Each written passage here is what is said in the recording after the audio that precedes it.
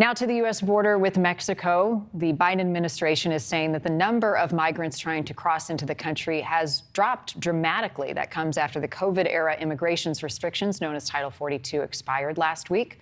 The Department of Homeland Security says there has been a 50% drop in people trying to cross the southern border compared to the 3 days that were leading up to the end of Title 42.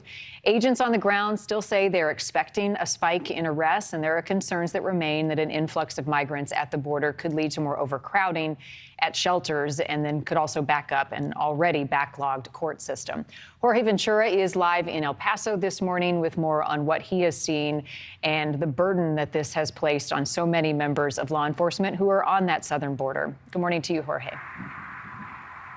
Good morning, Marni. We've been reporting here for over a week, and last week we were documenting the massive amount of migrants coming through this major crossing point here in El Paso, then being loaded up on buses by Border Patrol agents and taken to the local processing center. It's a much different scene here today. Officials were expecting a huge spike of illegal crossings after the lifting of Title 42, but since then, we haven't seen a single migrant crossing through here. Officials in Texas were expecting up to 13,000 illegal crossings after May 11th. In El Paso, Texas National Guard set up miles-long razor wire barrier in preparation for the massive surge of crossings that experts and government officials predicted for migrants in Mexico who awaited the ending of Title 42, but the surge never came. Instead, crossings along the southern border plummeted. CBP sources confirming to NewsNation that Border Patrol agents apprehended roughly 6,300 migrants on Friday, the first day after the lifting of Title 42, and on Saturday, agents apprehended 4,300 migrants, a significant decrease compared to earlier in the week, where just in a 3-day span,